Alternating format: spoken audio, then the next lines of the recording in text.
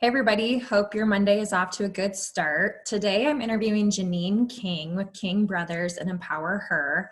And we're going to be talking about tips that we have for small business owners or just business owners in general, navigating payments and selling and all things marketing related in that sense in terms of selling during the times right now. So welcome, Janine. Thank you so much for joining me virtually. Would you mind introducing yourself and telling everybody a little bit more about you? Yes, absolutely. Thank you, Janie. It's a joy to be here with you on this Monday morning. So I'm Janine King. I co-own King Bros Incorporated with my husband, Nate, and that is a specialized transportation company. We move construction equipment and just large equipment in general all over the US and Canada. And then I'm also the founder of Empower Her Co., which is a membership-based community for women in business. Awesome. Thank you so much for being here. Yeah, so Janine and I have known each other for a couple years, and full disclosure, I am a part of Empower Her, which has been a wonderful community. So if you're a female in the Iowa City, Cedar Rapids area, that's a great community to have some supportive women who are growth minded, to have those people in your back corner. So I've greatly benefited from that. And so I'm so appreciative to Janine for starting that and creating a space where we can have that community around us. So awesome. Thank you so much. Okay, let's dive right in. Yeah. All right. So what would you tell business owners who are feeling uncomfortable with selling right now? That's a good question. I think first of all, you have to go back to kind of why you started, what your service or your product or what your business is. And remember that you are here to like give value, to add value to your clients. And so whatever the product, the service is, it's something that they need, and it's going to like benefit them in, either their personal lives or their business or whatever. And so, it's more about adding value to their lives than it is just selling them something for the sake of selling them. So yeah. And then the second, there's a couple of different, thoughts that you can go with this, but the second thing I would say is that I'm going to use this example, and I totally owe my husband for this example, but you've got a chicken, and chickens lay eggs. And so the eggs are like your profit or your product or whatever that you're selling. And so maybe during this time, you give away a few of those eggs just to add value, to go above and beyond, because, there are a lot of people out there that are really hurting and really struggling right now, a lot of small businesses. And so maybe you give away some of those eggs, but you don't give away the chicken, because the chicken is your business. That's your moneymaker. That's how you're going to feed your family and, take care of yourself and all of that. And so, yeah, I think it's just remembering why you're in business. You're in business to be profitable. You're not in business. You're not running a nonprofit. And if you are running a nonprofit, then you should run it as a nonprofit, so being very clear on why you're in business and what you're trying to accomplish in the long run. Mm-hmm. Yeah, I like that. I get a lot of questions from people about what should I discount? What should I offer as a freebie or an opt-in? And I know that right now some businesses are choosing to offer discounts or offer like free products or promotions. And, there's a philosophy that you should never discount your services, but I think you need to evaluate your business and determine what is the chicken. That's a good analogy. What's the chicken here? What's your revenue driver? And what's the egg? Like, where is it? Yeah. Is it any skin off your back to deliver? So for me, for example, I'm providing a couple templates, and people can choose from the template. And something that I had to think about was I didn't want to discredit anything that I've already delivered to my existing clients. So if my clients have paid for something, I don't want to just be giving that away for free. But with I made the decision that, okay, some of these templates, I already have them up and going. I provide one-on-one consultations with my clients. That's really what the value driver is there. And so, these templates, like it's not a skim to my clients, and it's not a skim to me. It's not a waste of my time, or I'm not giving away a ton of, that sounds bad, but I'm not giving away my chicken by offering this template that I already have in my back pocket ready to go. So yeah, I think it just depends on the business and the business owner and what you feel like you're comfortable with providing. And you make I love your point that it shouldn't feel slimy. It should have never felt slimy. I mean, you have to come into this as, again, like, is this a hobby? Is it a nonprofit, or is it a business? And as long as you are passionate about providing value to your clients and to your customers, then it shouldn't feel uncomfortable or feel slimy. And if you feel that way, I think maybe you need to take a look down deep into, why is that? Like, what emotions are you carrying into this? And that's, whatever you're feeling inside is going to reflect, and people are going to be able to read that and tell. So I love those tips. Is there anything else you would add, or where you guys have kind of navigated this in your business? Yeah, well, I mean, I think it is, especially during this time, I see this a lot, and I think it's a beautiful thing, is that a lot of people are pulling together and being very generous. Mm-hmm. And so I do very, very much, my husband and I are very passionate about being generous. But that's not at the expense of like giving away our business. Yeah. And so there have been certain seasons in our business where we've had to pull back on our giving, because we just simply weren't, generating the revenue that maybe we were in other seasons. And so you just have, as a business owner, that's your job, is to navigate some of this and figure out, okay, where can I be generous? Where can I, share some freebies or whatever, add value to my clients, but then also still at the end of the day, like, it is a business, and I have to take care of my family and all of that. Yeah. So That's a good yeah, point. it takes wisdom.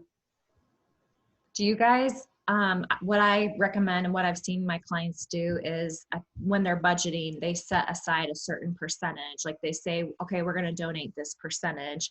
Obviously, nobody expected this to come up. And so that's kind of where some people, they've already spent their donation budget, what they had set aside for that. But do you guys do that? Yeah, we budget for giving.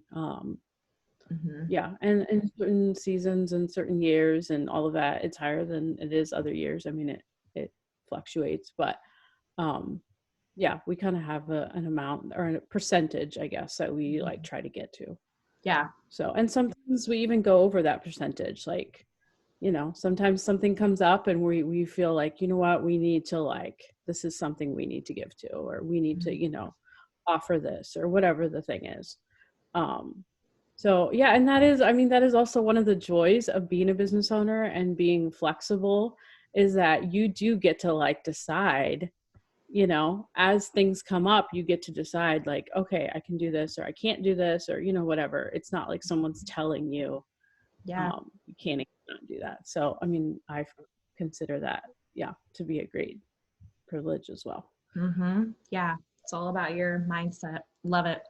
So would you say, like, the same sentiment applies to billing, or do you have any other special considerations for billing and people kind of feeling, I've heard some people make comments that they feel bad about billing their customers or their clients right now. What would you say to them? Oh, I'm passionate about this.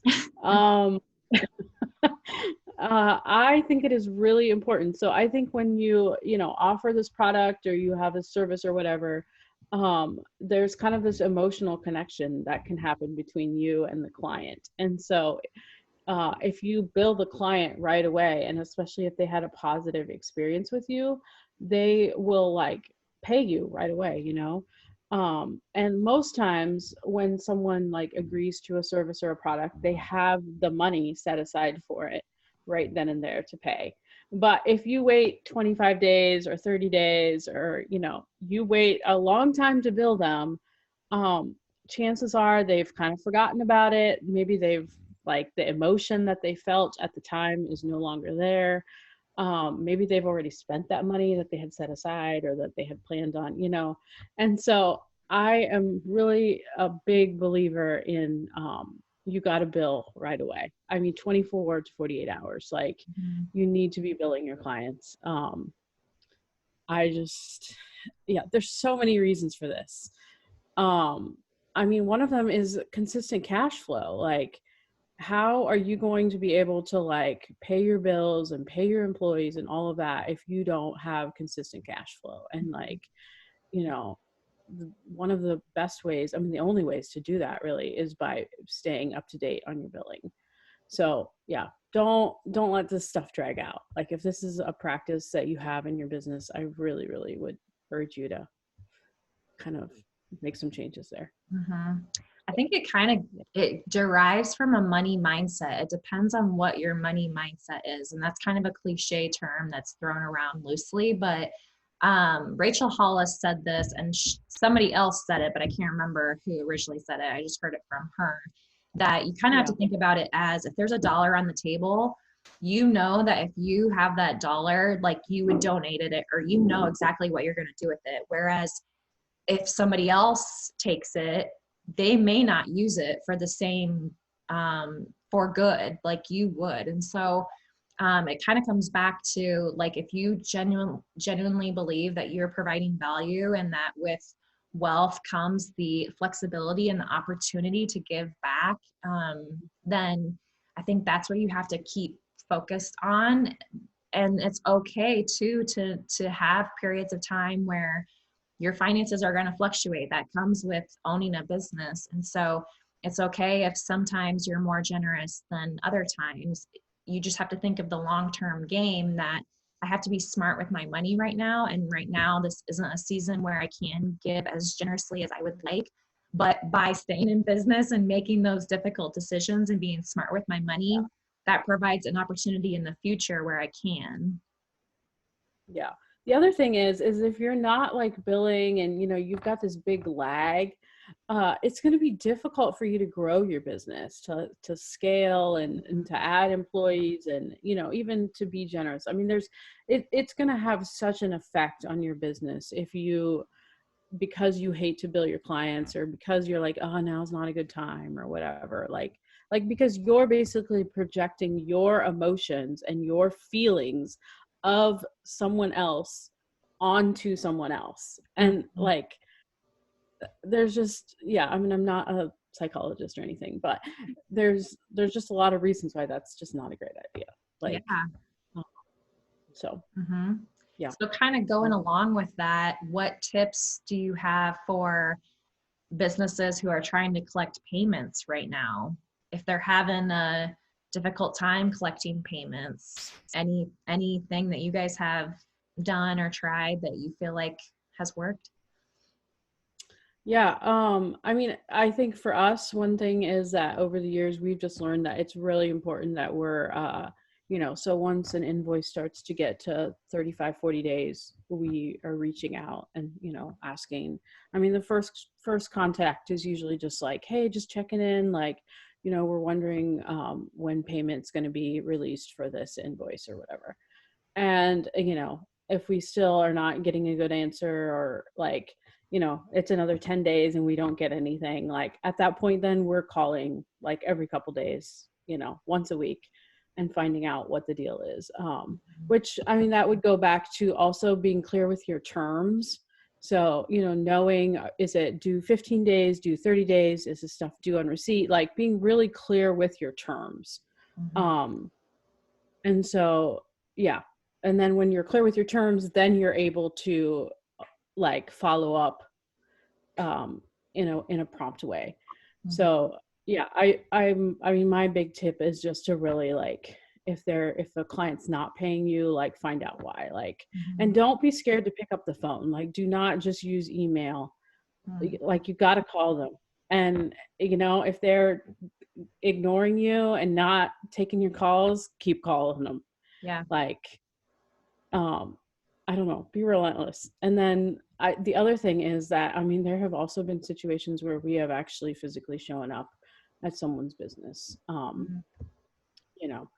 And so, and if the thing is, if they communicate with us and they say, hey, we're going through a really hard time right now, we just can't pay this bill, we're willing to work with them. Like, you know, even if Mhm. they say, hey, we can only pay, you know, half of it or whatever, like often my husband and I are willing to work with them. It's Yeah. when there's no communication and they're just like totally silent, that's when we're like, okay, you know, we're going to keep hounding you until we have an answer. Mhm. Um, Also, this leads to another point of we have turned things over to collections before, like collection agencies, um, when we haven't received payments.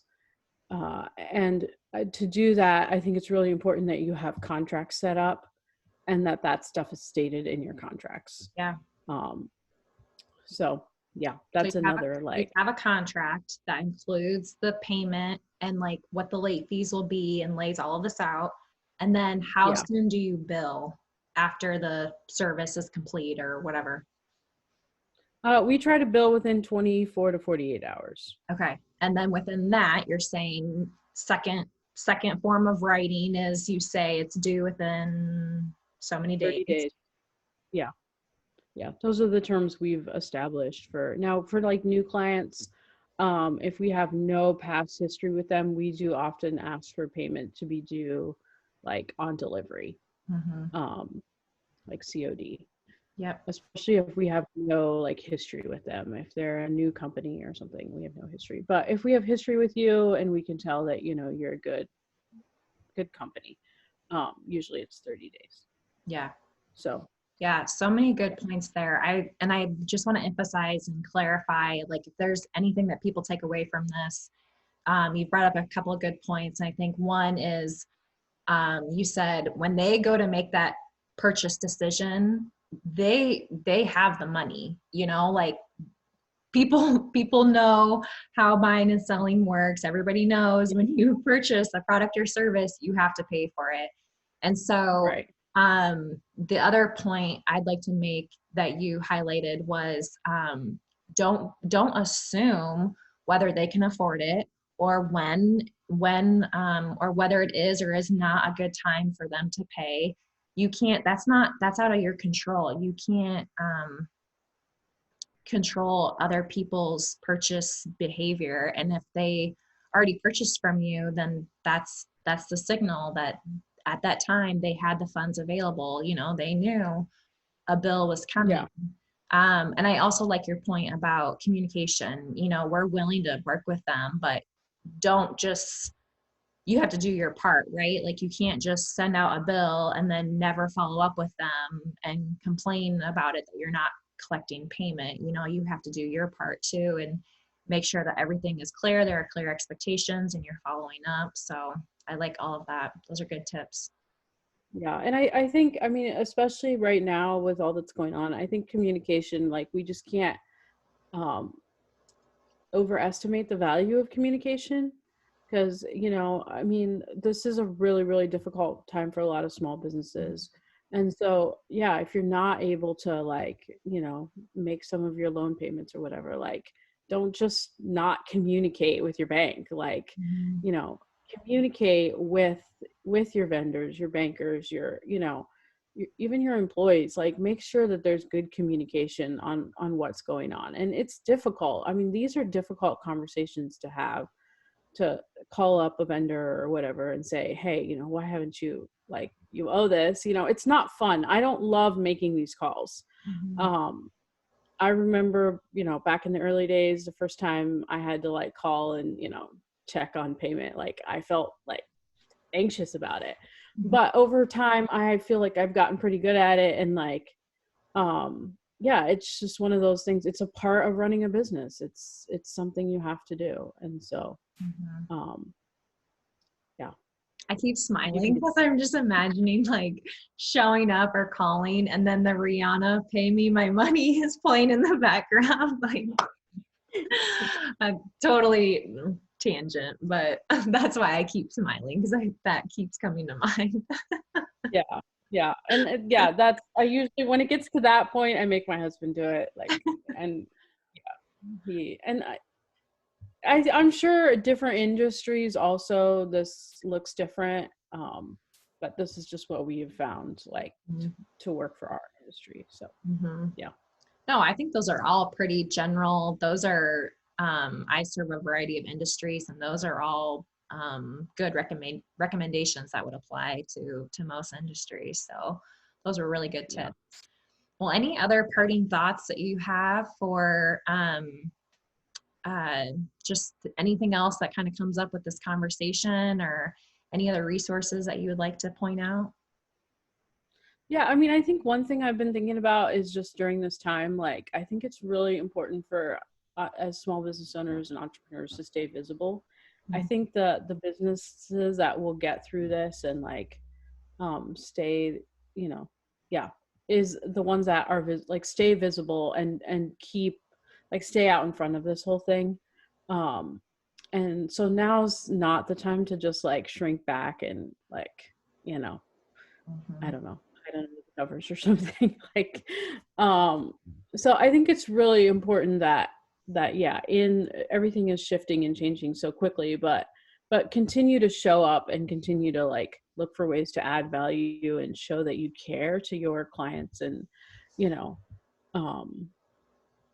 yeah, I think entrepreneurs are resilient, they're innovative, they're, you know, will find ways to adjust and to pivot through this time. I saw this little like meme floating around the other day that said something like, I can't remember all the businesses, but I think maybe one of them was Netflix or something. Like, they came out of a recession, like those businesses started. And so, yeah, I think that's just the power of, you know, you get creative during times like this. And yeah, that's like what makes small business awesome, you know, is that we are innovative and we find ways to pivot. So absolutely. Yeah, I 100% agree. And I'm hoping we'll be talking a little bit more on that and expanding on like, how do you get unstuck from powerful emotions? And you could unpack a lot with that and all just the emotional side of it and the whole mindset and everything that we have going on. But yeah, I agree with that 100%. And I would also just jump on the bandwagon and encourage business owners to stay strong, keep pushing through it, just take it one day at a time, one thing at a time, and know that you will come out of this stronger and better. Yeah. Find community, like find people around you that will support you during this time, you know. I think that's really, really crucial and important as well. So. Yeah. So where can people find you if they are looking for a community? Tell us all the things that where people can connect with you. Yeah, so you can find empowerher.co both on Facebook and Instagram. And then we also have a website, empowerher.co is our website. And then I personally am on Instagram as Janine King or Facebook. So yeah, I'd love to connect with you. If you have questions or comments, feedback, I'd love to hear from you, or I'm sure you can leave a comment in the comments of this. Yeah. If you have questions for either Janine or I, and we'll like follow up there. Yeah, absolutely. I love that. Yeah. If you would like this to be expanded, or if you'd like a follow-up session, just let us know. We're happy to explore your questions and try to provide as much information and resources as we can. Yeah, absolutely. So cool. Thank you so much. I really appreciate the opportunity. Yeah. Thank you, Janine. Thank you for the wonderful tips, and good luck to everybody else, and good luck to you guys, and we'll talk to you later. Thank you. Bye. Yeah.